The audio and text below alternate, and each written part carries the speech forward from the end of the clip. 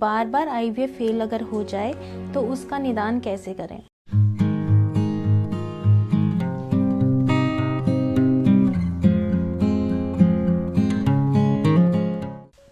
Hello friends, मैं हूं doctor शोभा गुप्ता और आज हम बात करेंगे जो कि बहुत ही इम्पॉर्टेंट टॉपिक है कि बार बार आईवीएफ फेल अगर हो जाए तो उसका निदान कैसे करें। बहुत सारे कपल्स हमारे पास आते हैं दूसरे सेंटर से, जगह जगह से, दूसरी स्टेट से, कि उन्होंने इलाज लिया, उनको लगता है कि आईवीएफ तो हमारा लास्ट रिजॉर्ट होता है, अब हमने आईवीएफ भी ले लिया और हमारी आईवीएफ की साइकिल फेल हो गई है। किसी की एक फेल होती है, किसी की 2 फेल होती है और ऐसा बात नहीं, उन्होंने रेप्यूटेड सेंटर से भी आईवीएफ लिया होता है और बहुत ज़्यादा स्ट्रेस में होते हैं और बोलते हैं कि उनकी जो उम्मीद है वो बिल्कुल वो लूज़ कर चुके हैं, बिल्कुल होपलेस हो चुके हैं कि अब क्या, अब तो आईवीएफ भी फेल हो गया, अब क्या, अब तो हमने ये वाली टेक्निक भी यूज़ कर ली जो कि टेस्ट ट्यूब बेबी की टेक्निक है, तो अब क्या हमें सरोगेसी पे जाना चाहिए या हमें बच्चा अडॉप्ट कर लेना चाहिए या फिर हम आईवीएफ करा तो लें, लेकिन हम कैसे ये विश्वास करें कि ये जो आईवीएफ हम कराएंगे अब की बार सक्सेसफुल हो जाएगा,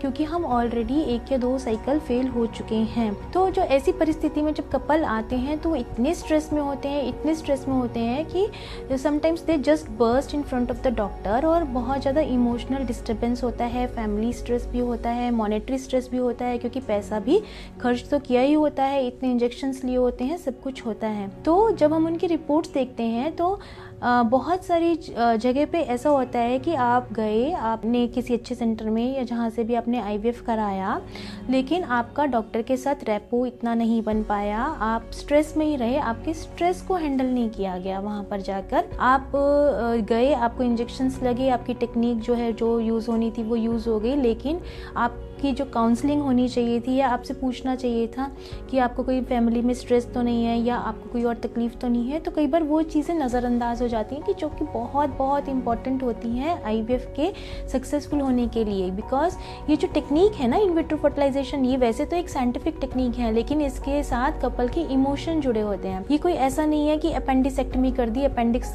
पेशेंट डर भी रहा हो तो अपेंडिक्स निकाल दिया और रोग का निदान हो गया। ये जो टेक्निक है इसमें भ्रूण को आपके जो गर्भाशय है उसके अंदर अपनी जगह बनानी होती है, इम्प्लांट होना होता है और आपका मन तन सब कुछ शांत रहना चाहिए, आप खुश रहने चाहिए, तो ही बॉडी से ऐसे हार्मोन्स निकलते हैं कि आपको गर्भधारण में सुविधा होती है। दूसरी बात, आईवीएफ तुरंत कर दिया जाता है, कई बार बच्चेदानी का चेकअप नहीं किया जाता, या एक आईवीएफ फेल होने के बाद जो बच्चेदानी का चेकअप होना था हिस्ट्रोस्कोपी की, क्यों आईवीएफ फेल हुआ उसके कारण का जो है वो पता नहीं लगाया जाता। बहुत बार कपल ऐसे करते हैं कि एक आईवीएफ साइकिल एक जगह से ली, दूसरी जगह से ली, फिर किसी ने तीसरा डॉक्टर बता दिया, वहां से भी सलाह ली और उसकी वजह से वो इतने स्ट्रेस में आ जाते हैं कि वो कहीं के नहीं रहते। तो इसमें अपने ध्यान देना है कि एक तो आपके डॉक्टर के साथ रेपो अच्छा होना चाहिए, दूसरा आपकी जितनी भी टेस्ट हैं खाली फीमेल को ही नहीं चेक करना है, मेल पार्टनर को भी चेक करना है कि उनकी कोई ऐसी हैबिट तो नहीं है कि वो स्मोकिंग करते हैं या उनको डायबिटीज है या उनको कोई और फैक्टर है जिसकी वजह से जो मेल का जो स्पर्म है वो भी वीक होता है, तो भ्रूण इम्प्लांट नहीं कर पाता। आपको एंटीऑक्सीडेंट्स और विटामिन दिए गए हैं, आपका स्ट्रेस रिलीव किया गया है।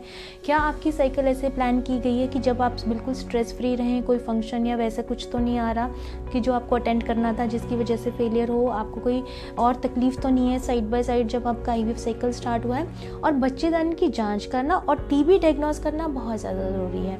हमने देखा है बहुत सारी साइकिल्स में जो मल्टीपल आईवीएफ फेलियर के केसेस आते हैं, उनकी जो टीबी की एंडोमेट्रियल बायोप्सी की रिपोर्ट जो होती है वो तो नेगेटिव होती है, उसके अकॉर्डिंग तो टीबी की मेडिसिन नहीं चलनी चाहिए, लेकिन उनका जो लेप्रोस्कोपी या हिस्ट्रोस्कोपिक एग्जामिनेशन है वो नहीं हुआ होता। कई बार ट्यूब में पानी होता है, हाइड्रोसेल्पिंग्स होती है, उसकी क्लिपिंग नहीं हुई होती।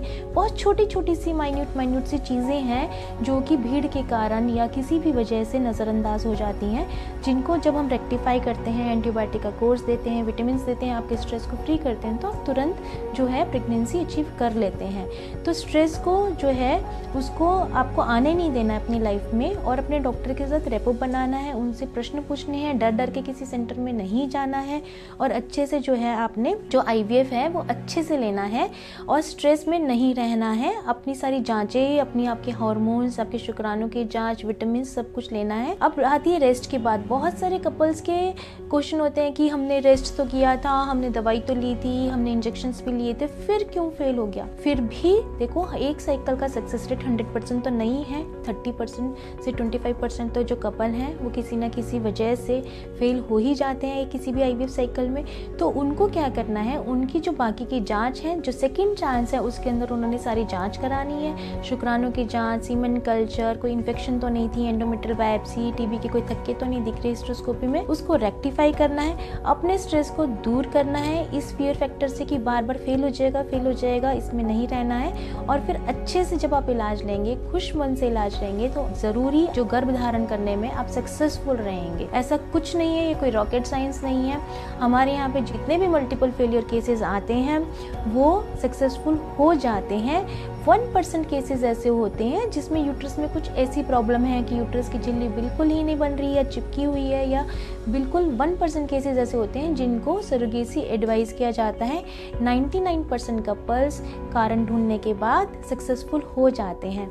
तो आपको चीयरफुल रहना है, सोशल स्टिग्मा में नहीं रहना है, स्ट्रेस से बाहर आना है और इलाज से पीछा नहीं छुड़ाना है। एडॉप्शन नहीं, IVF के जरिए ही अपना खुद का बच्चा आपने पाना है। धन्यवाद। मिलते हैं नेक्स्ट वीडियो में।